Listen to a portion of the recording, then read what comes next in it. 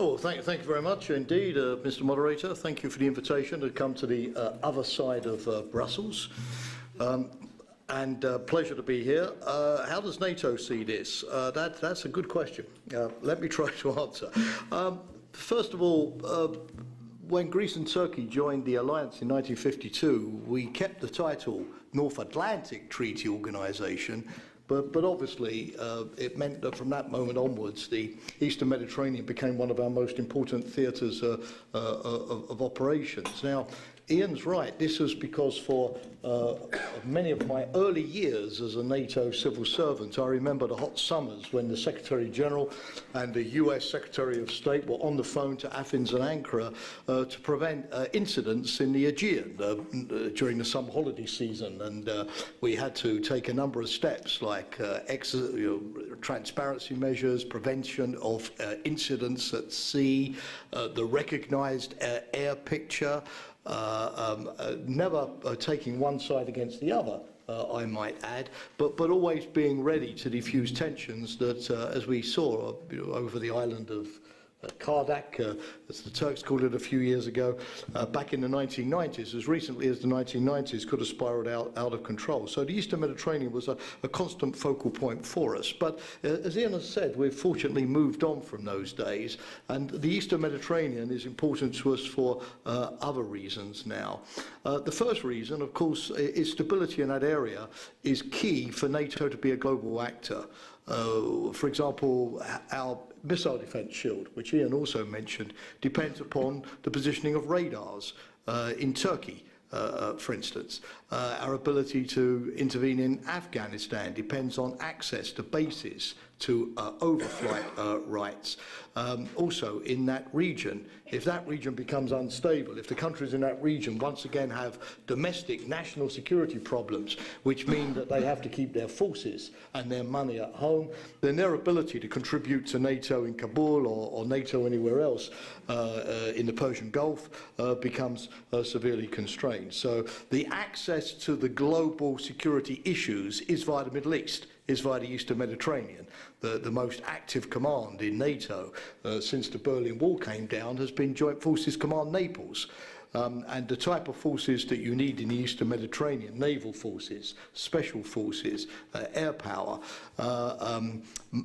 expeditionary forces, are precisely the ones that you need beyond as well. So we have a key interest not only in the Eastern Mediterranean in terms of its ability to import security issues into Europe, but we have a vital interest going the other way. Stability there makes this an important staging post for whatever NATO may be called upon to do globally afterwards.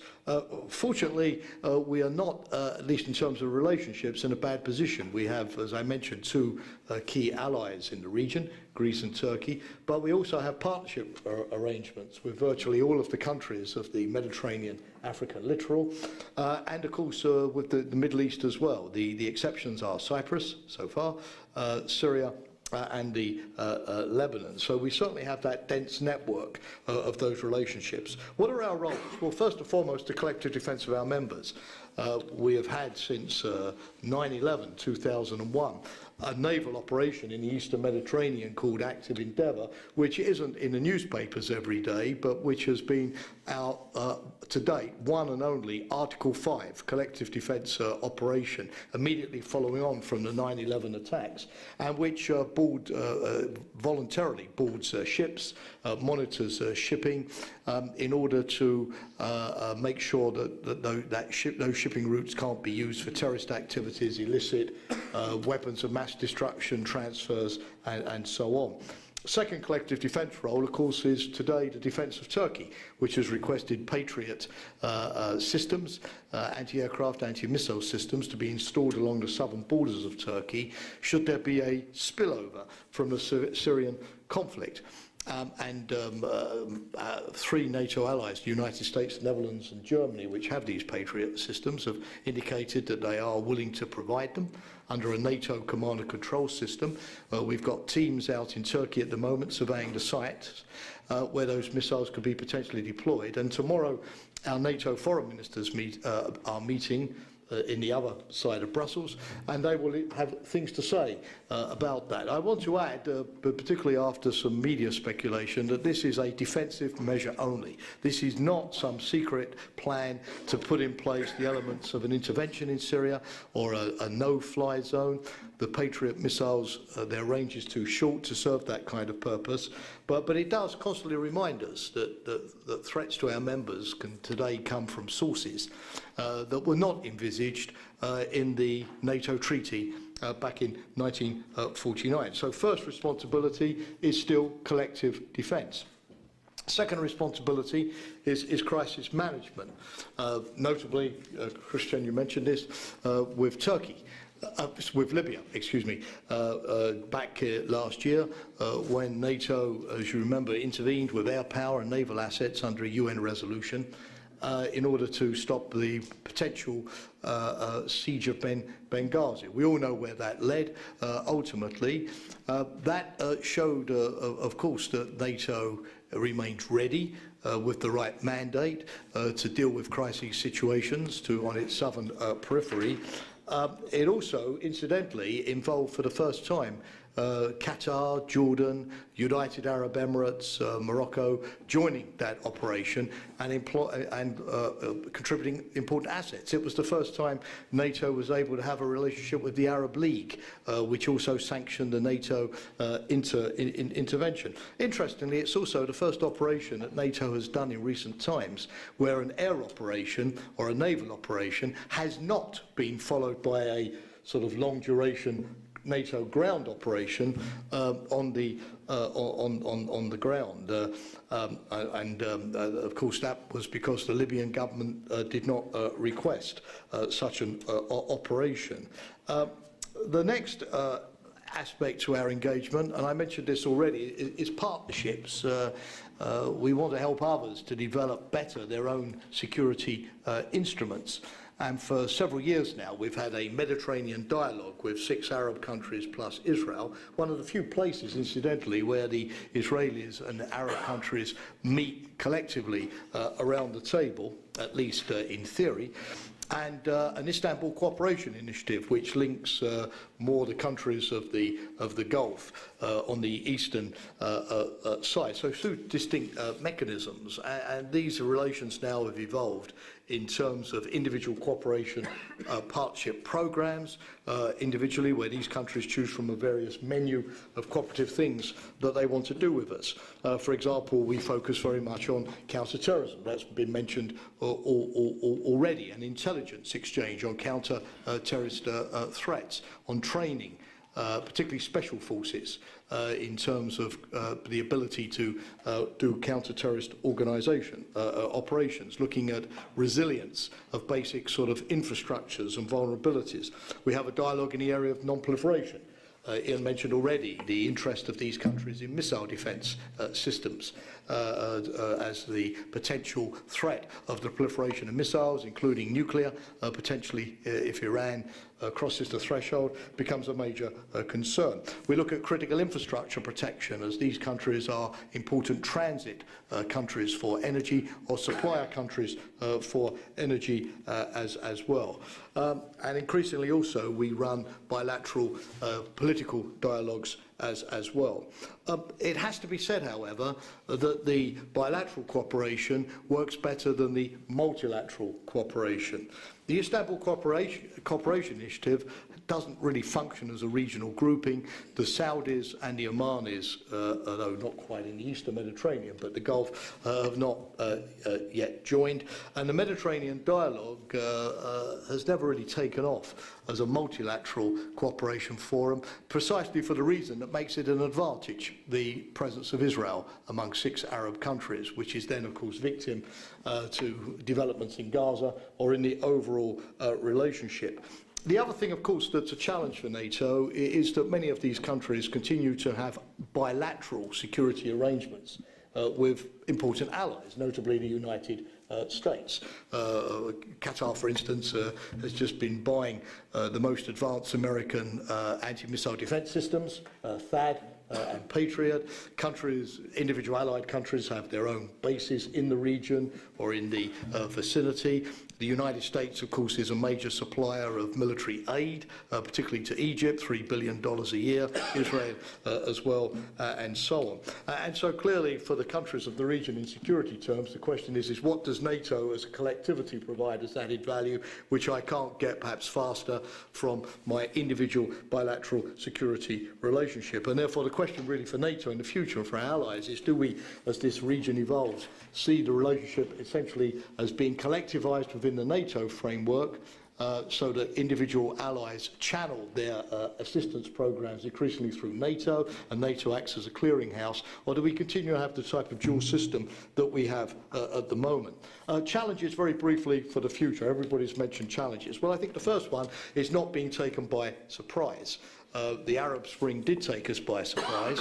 The events in Tunisia reminded me of Thomas Carlyle's famous statement about the French Revolution, when he said that nobody predicted it, but afterwards everybody recognised it as inevitable.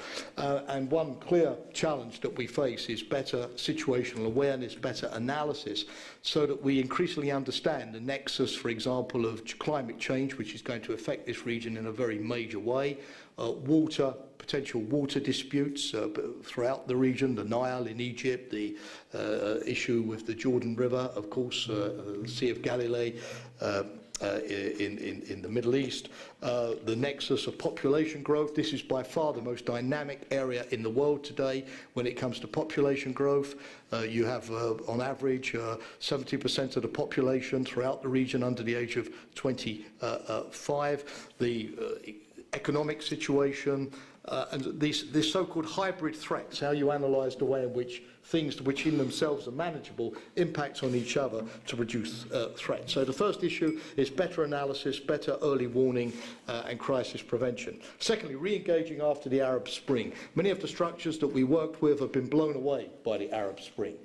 Military commanders, chiefs of defence, intelligence officers and supremos, even in some cases civilian officials. So those relationships have to be rebuilt. The question, of course, is how will the the countries emerging from the Arab Spring see NATO? Will they actually see it as a more attractive partner than the ancien regime, particularly, for example, if they want to bring their forces, their armed forces, under civilian democratic control? Will they be more receptive to assistance, less prickly, less proud? Or will it go the other way, that they will be increasingly more nationalistic? Their armed forces will have negotiated arrangements with the civilian authorities to remain outside political control, and therefore they will certainly not want NATO to come preaching the virtues of parliamentary oversight of budgets or weapons procurements or whatever. But we need to build the relationship. The third challenge that we face, of course, is the difficult Arab-Israeli and also Israeli-Turkey. Israel-Turkey relationship on the back of Gaza and the Mavi Marmara incident. You remember a few years ago the fact that in Turkish eyes Israel has never really apologised for that, and which then feed their way into NATO. The other challenge is completing the network. Libya in the Mediterranean dialogue. If NATO has an important training mission for what you were mentioning, the security sector reform, that is also a door into a relationship with other countries with whom we can work collectively in Libya. But also cooperation with the regional frameworks. What assisted NATO in entering Libya as such was the relationship with the Arab League, which was unprecedented and which would have been unthinkable just a few years ago. So similarly, to what degree vis-à-vis the UN, vis-à-vis the Arab League, the Gulf Cooperation Council, the regional structures, can we work in a way which would enhance NATO's legitimacy in terms of dealing with the region? One final thing. Of course, Mali and the Western Mediterranean was mentioned. As we focus on the Eastern Mediterranean, many allied countries are now waking up to the fact that the Western Mediterranean could represent perhaps the more immediate threat, particularly in terms of the illicit weapons trafficking out of Libya, the various groups, Boko Haram in Nigeria, Ansar Dine, etc., in Mali, the Al-Qaeda offshoots which are reconstituting. For example, there is some speculation that those countries withdrawing from Afghanistan quickly are doing so in order to be able to reapply their satellite and intelligence gathering assets to the Western Sahara, the Sahel, that area of the world. And so clearly in terms of our policy coherence, there will be a balance between attention to the Western Mediterranean and attention to the Eastern Mediterranean.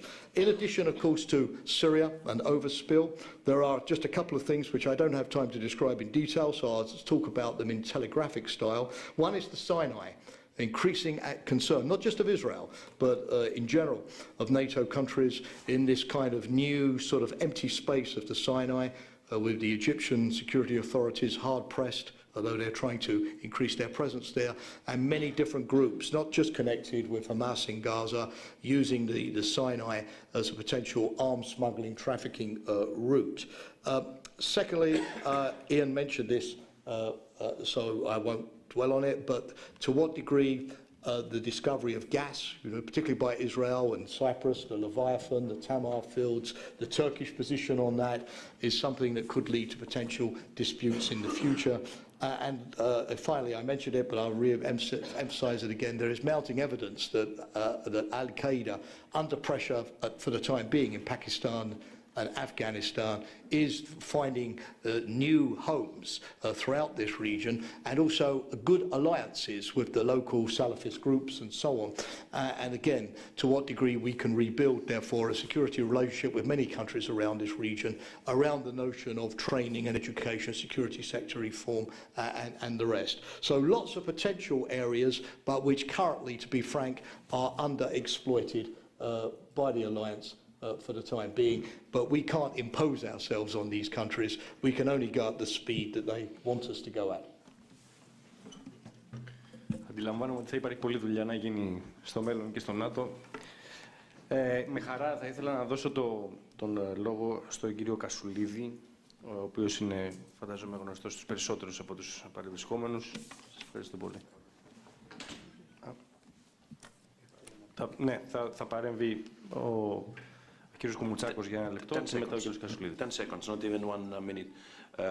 Jamie, on one point that you referred to, probably it won't be a surprise to you that I want to make a comment on your reference to the islands as Kardak.